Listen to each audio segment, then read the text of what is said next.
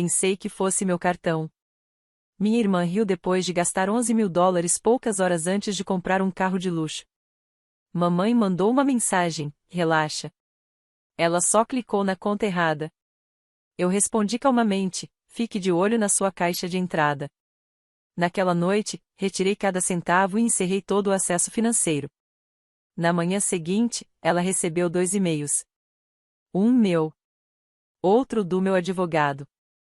Pensei que fosse meu cartão. Minha irmã riu como se não tivesse acabado de tirar 11.000 da minha conta. Ela realmente riu. Eu fiquei ali, olhando para o extrato bancário no celular. $11.000, eu disse devagar, como se repetir fosse ajudar a entender. Sophie tirou as sandálias e se jogou no meu sofá como se fosse dona do lugar. Não fica tenso. Foi só um engano. Tenho certeza de que o banco vai resolver. Eu não respondi. Só a observei devorar, mais uma vez, a comida que eu paguei, enquanto folheava as fotos do carro novo. Um BMW X5 preto, bancos de couro vermelho.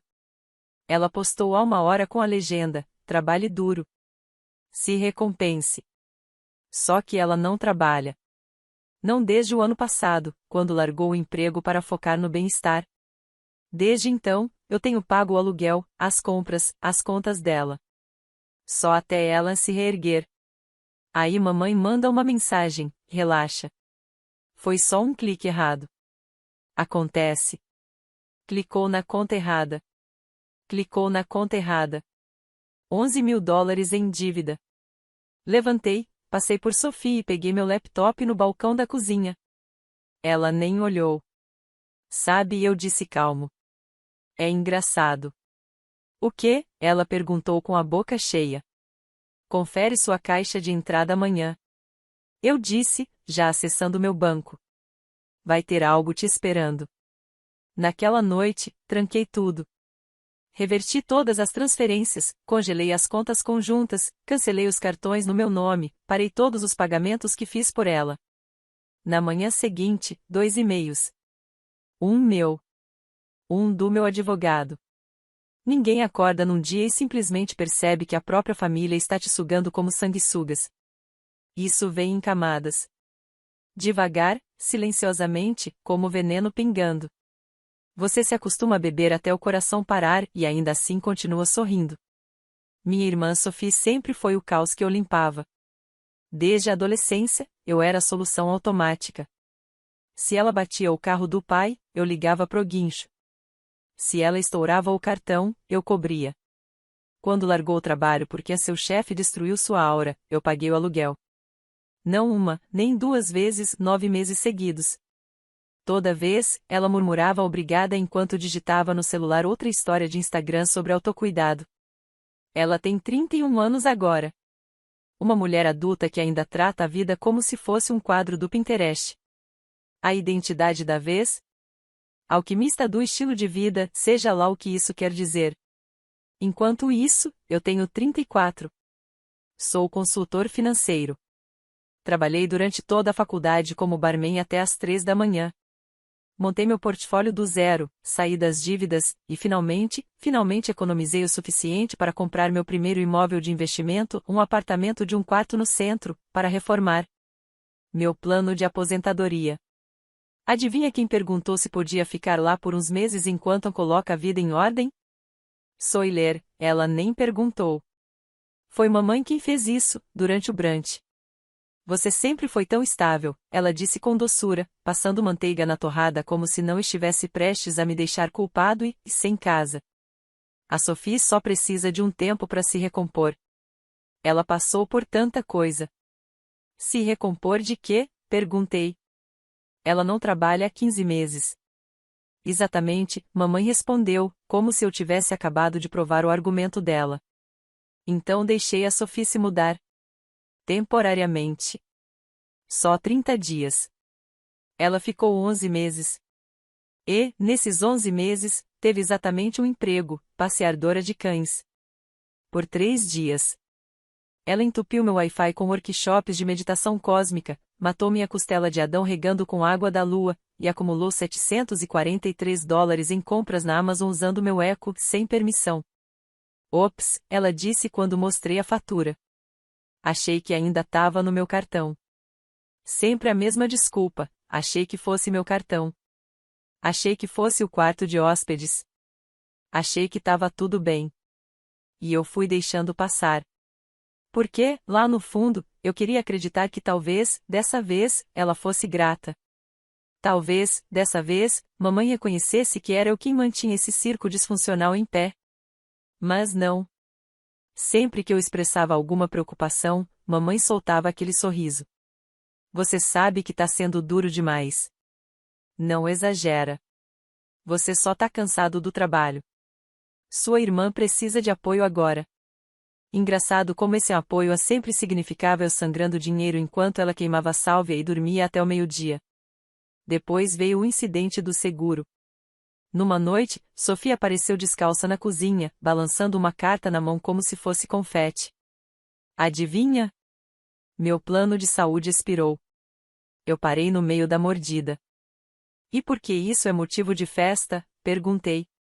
Porque eu lembrei. Eu ainda tô na sua pólice, desde a época que a gente era dependente da mamãe. Não. Eu já tinha tirado você. Mas eu liguei lá, e eles disseram que meu nome ainda consta. Não é ótimo? Meu estômago virou. Descobri depois que minha irmã, de alguma forma, tinha reativado um cadastro de dependente inativo há anos, usando minhas informações e acumulado mais de $2.100 em reembolsos por acupuntura, reishi e hidroterapia do cólon. Fiquei fora de mim. E ela? Você sempre disse que saúde vem em primeiro lugar. Achei que ficaria orgulhoso.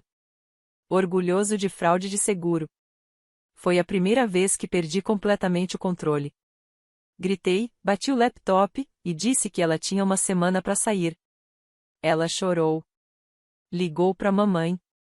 E menos de uma hora depois, as duas estavam na minha varanda, tipo uma intervenção surpresa. Você tá sendo cruel, disse mamãe. A Sophie sempre foi mais sensível. Ela cometeu fraude. Foi só um plano de saúde. Sophie fungava. Eu tava em sofrimento emocional. E a pior parte? Mamãe assentiu, como se isso explicasse tudo. Por um momento, achei que ela fosse me estender um lenço e dizer: pede desculpas para sua irmã. ChatGPT Said. Em vez disso, ela me olhou nos olhos e disse: você está ficando muito frio. Sabia que você não era assim antes? Antes? Antes de quê? Antes de eu ficar no vermelho por ter resgatado a Sophie de 3 despejos diferentes?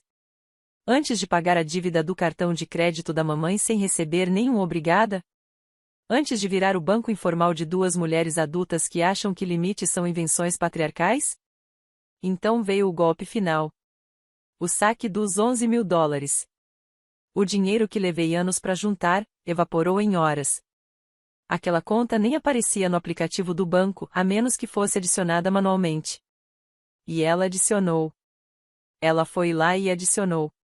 Transferiu os 11 mil para a conta dela. Comprou um carro. De luxo. E quando eu confrontei, ali mesmo na minha cozinha, enquanto ela tomava o kombucha de $8 que eu comprei, ela só riu. Ah, disse ela, como se eu tivesse perguntado da lavanderia. Pensei que fosse meu cartão. Aí, claro, mamãe entrou na conversa. Relaxa. Ela só clicou na conta errada. Na conta errada. $11.000. Um simples clique errado. Foi aí que alguma coisa dentro de mim se quebrou. Não era a frustração de sempre, nem a raiva. Era algo mais frio. Mais fundo. Olhei nos olhos das duas e disse, com calma. Fiquei de olho na caixa de entrada. Foi nesse instante que deixei de ser a rede de segurança delas e passei a ser o acerto de contas. Ao contrário do que muitos pensam, a vingança nem sempre vem com gritos e portas batendo. Às vezes ela vem em silêncio. Fria. Calculada. Com um PDF anexado, um horário marcado e o nome de um advogado no campo CC. Mas voltemos à noite do roubo. Eu não dormi. Não porque estivesse arrasado, mas porque, pela primeira vez, eu estava me recompondo. Às 2h12 da manhã, finalizei o documento. Um PDF de 12 páginas detalhando cada transação que a Sophie fez usando as minhas contas. Cada transferência no Venmo. Cada ping no Apple Pay. Cada compra na Sephora que ela jurou que era um presente para nossa mãe. Anexei o arquivo em 2 e-mails. Um para a Sophie. Outro para meu advogado, Marcus Gray, o mesmo que uma vez ajudou um cliente meu a recuperar $60.000 de um ex-sócio em menos de 3 semanas. Assunto: transações não autorizadas, ação formal pendente. E então, finalmente, eu dormi como um bebê. Às 7 horas, meu celular explodia. Mensagem da Sophie. Que __ é essa? Depois. Você tá mesmo contratando um advogado contra a própria família? E então veio o ápice. Uma ligação da minha mãe. Você tá louca? Ela sibilou. Um processo contra sua própria irmã? Não é um processo, mãe. É uma carta de cobrança. Você está ameaçando ela. Não. Eu estou me protegendo. Algo que você nunca foi capaz de fazer. Silêncio. E então, a culpa. Ela é frágil. Ela cometeu um erro. Você está sendo vingativa. Mas eu não vacilei. Li a carta. Disse. Cada transação, cada cheiro, cada vez que ela mentiu. Eu não preciso rever. Quem precisa, é você. Porque você é o próximo. Ela congelou. O quê? Você permitiu isso. E você aparece como titular em 2 das contas que ela acessou em conjunto.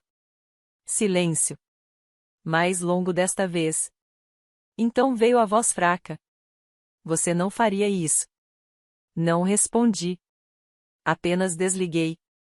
Ao meio-dia, Sophie apareceu na minha porta de legging, óculos escuros, como se fosse um brunch casual, não uma emboscada judicial. Ela nem bateu, deu 2 pancadas secas na madeira e gritou. Abre. Eu sei que você tá aí. Abri a porta devagar. Calmo. Preciso. Ela passou por mim como se eu fosse um porteiro e foi direto para a cozinha. Certo, o que é isso? Ela disparou, erguendo o celular.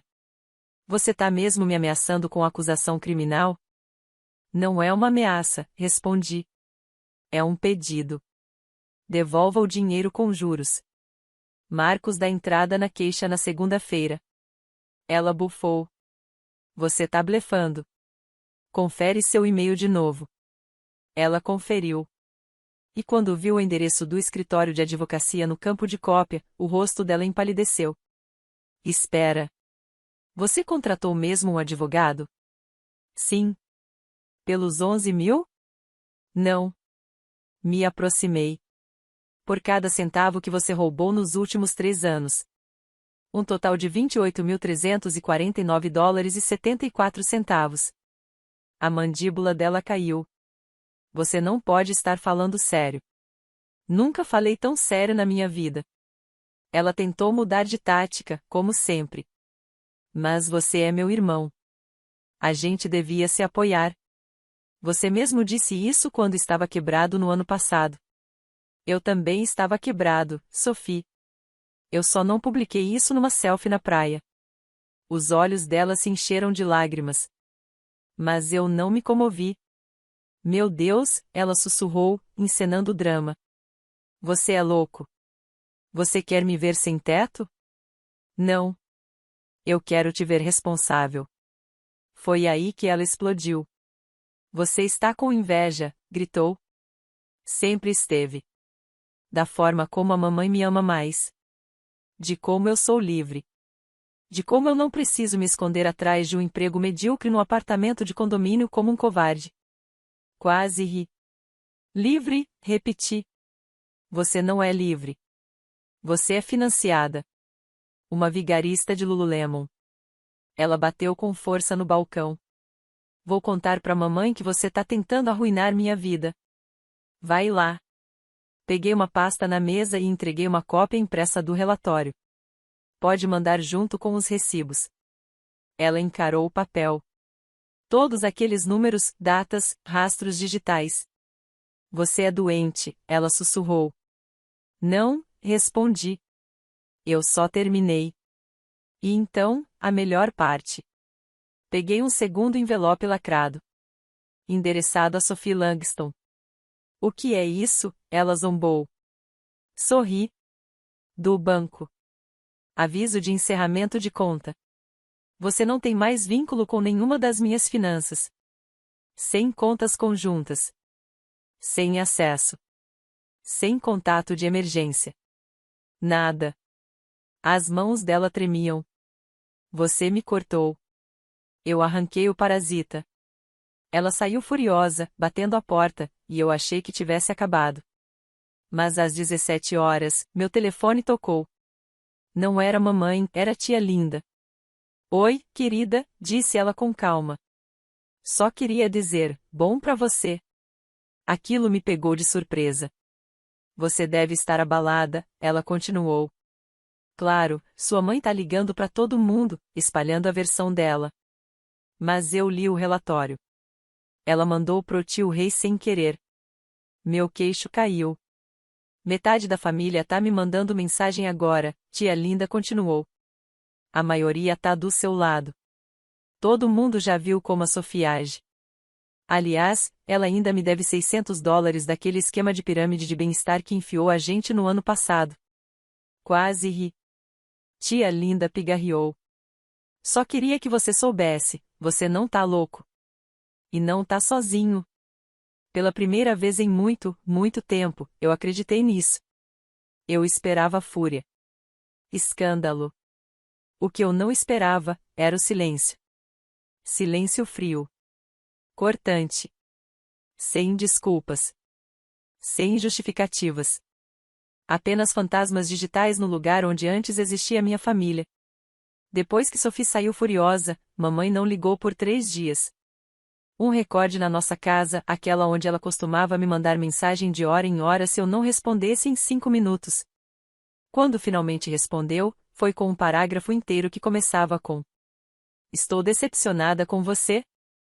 E terminava com: Isso não é o que uma família faz. Eu não respondi. O que havia para dizer? Que eu também estava decepcionado. Que passei uma década sendo saco de pancadas emocional e financeiro de 2 mulheres que me tratavam como um cartão de débito com rosto. Ela não perguntou como eu estava. Não perguntou se eu tinha conseguido o dinheiro de volta. Não quis saber se eu estava bem. Só mais culpa. Mais manipulação. Mais como você pôde fazer isso com a gente? A gente. Essa palavra já significou algo. Agora parecia uma corda no pescoço. Enquanto isso, Sophie explodiu nas redes sociais. O Instagram dela virou uma coleção de indiretas passivo-agressivas. Ter o mesmo sangue não te faz família. Lealdade faz. Algumas pessoas só te amam quando você é útil. Cortando energia tóxica. Um parente por vez. Ela chegou a fingir que chorava para a câmera, falando sobre a traição da pessoa em quem mais confiava. E os comentários? As amigas aplaudindo. Você não merece isso, rainha. Enviando amor e luz. Você está melhor sem ele. Claramente ele tem inveja da sua jornada. Inveja de quê? Dos cheques sem fundo? Das mentiras? Do estilo de vida nômade de sanguessuga com 30 e poucos anos, maquiado de um trabalho de cura interior? Eu não respondi. Não postei. Não rebati. Porque não precisava. Eu tinha o que ela mais temia. Recibos. Limites. E silêncio. E a coisa sobre o silêncio, é que ele fala muito. No trabalho, começaram a notar. Corte de cabelo novo? Alguém perguntou. Não, eu sorri. Limites novos. Meu estresse caiu. Voltei a dormir. Parei de checar minhas contas toda hora, com medo. E, pela primeira vez em 4 anos, tirei férias. 3 dias nas montanhas. Sem Wi-Fi. Sem Sophie. E então aconteceu. 3 semanas depois, uma ligação de número desconhecido. Deixei cair na caixa postal. Era minha mãe. A voz dela estava trêmula, não de raiva, mas de nervosismo. Oi, querida. Eu só acho que a gente precisa conversar. As coisas saíram do controle. Sua irmã tá bem, ela tá com dificuldades. Perdeu o carro. Atrasou as prestações, o carro foi retomado. E ela tá te culpando. Disse que só tá nessa por sua culpa. Que você virou um tubarão corporativo pra cima dela. Pausei a mensagem. Dei um gole no café. E deixei continuar. Eu sei que coisas foram ditas. Mas será que a gente pode só sentar e conversar? Como família. Eu ri. Ela ainda não entendia. Não se tratava de coisas ditas. Se tratava de anos. Anos de desrespeito, exploração, manipulação, tudo disfarçado de preocupação materna. Ela só estava ligando porque o dinheiro acabou. Porque Sophie estava rodando e precisava de mais um colete salva-vidas. Mas pela primeira vez, eu não seria o culpado. Respondi com uma única linha. Desejo o melhor a vocês. Mas cansei de bancar o banco. Nenhuma resposta. Uma semana se passou. Depois outra. Então, bateram na minha porta. Era Sophie. Sem maquiagem, sem filtro, sem pose. Só moletom, cabelo bagunçado e um sorriso desesperado. Ei, ela disse, como se nada tivesse acontecido. Podemos conversar? Eu não me mexi. Só a encarei. Eu estava errada, ela disparou. É isso que você quer ouvir? Cometi erros. Dos grandes. Eu sei disso agora. Eu não disse nada. Ela se mexeu, lançou um olhar para o apartamento atrás de mim. Tomei o que, entre lugares agora. Só por uns dias. Não. Ela piscou. O quê? Não. Repeti. Nem por uns dias. Nem por uma noite. Nem por uma hora. Ela ficou boquiaberta, como se nunca tivesse passado pela cabeça dela que eu poderia dizer não. Você vai mesmo me deixar morar no meu carro? Você me perguntou antes de esvaziar minhas economias? Isso foi diferente. Não, eu disse. Foi exatamente a mesma coisa. Você fez suas escolhas. Agora viva com elas. Você é frio. Ela cuspiu as palavras. Eu assenti. Finalmente. Ela se virou, começou a sair e olhou por cima do ombro uma última vez. Você vai se arrepender disso. Eu sorri. Já me arrependo de todas as vezes que não fiz isso antes. Ela foi embora. E desta vez, eu tranquei a porta atrás dela. As pessoas acham que o encerramento vem com um abraço. Com uma conversa chorosa no fim de tarde. Não vem. Às vezes, o encerramento é uma porta trancada. Uma conta bancária com um único nome. Uma caixa de entrada sem nenhuma nova mensagem da sua mãe. É silencioso. É definitivo. Alguns dias depois que Sophie foi embora de vez, chegou uma carta da nossa antiga cooperativa de crédito. Era sobre uma daquelas contas poupança conjuntas, uma que havíamos aberto para emergências, lá atrás, quando eu ainda acreditava que éramos um time. Dentro, um cheque. $273,41. O saldo final. Ela havia drenado o resto meses atrás, claro, provavelmente em cristais, kombuchas e autoajuda de Instagram. Mas o sistema havia encerrado automaticamente a conta depois do meu pedido formal para removê-la como cotitular. Estavam me mandando o que sobrou. Eu ri. Não pelo valor. Pelo simbolismo. Foi nisso que o nosso relacionamento se resumiu no fim. 273,41. Prendi o cheque na geladeira como lembrete. É isso que acontece quando você dá tudo e nunca pede nada. E então eu desisti. Não aquele desapego pela metade em que você finge fazer enquanto espera, secretamente, por um pedido de desculpas que nunca chega. Desisti de verdade. Apaguei o número da Sophie. Bloqueei o da minha mãe. Pedi ao banco que sinalizasse qualquer tentativa de contato ou solicitação, financeira ou de qualquer outro tipo, vinda delas. Mudei meu contato de emergência para meu melhor amigo, Ryan.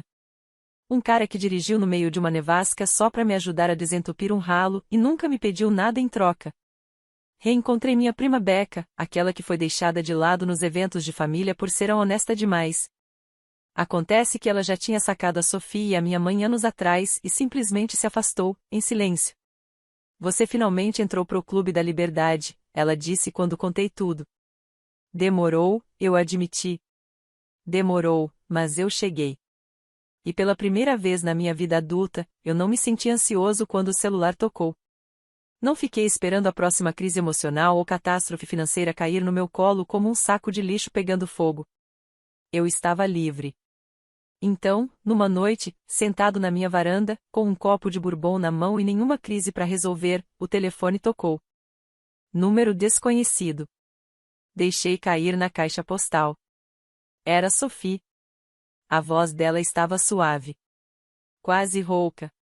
Sei que você provavelmente nem vai ouvir isso. Mas eu queria dizer que agora eu entendo. Entendo o que eu fiz. O que eu tirei.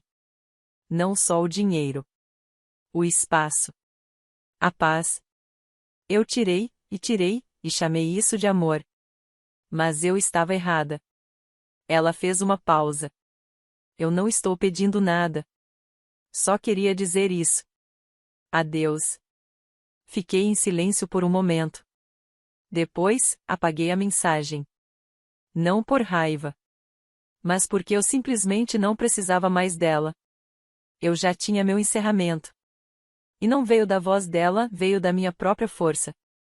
Eu construí uma vida. Protegi essa vida. Defendi. Recuperei. E aqui vai o que aprendi. Você não pode se curar na casa onde adoeceu. Você não pode crescer sob a sombra de quem só reconhece a versão de você que conseguia controlar. E você não consegue construir um futuro se está sempre pagando pelas dívidas emocionais e financeiras do passado de outra pessoa. Eu não sou mais o vilão da história deles. Porque eu não faço mais parte da história deles. E sabe de uma coisa? Esse é o final mais feliz que eu já tive.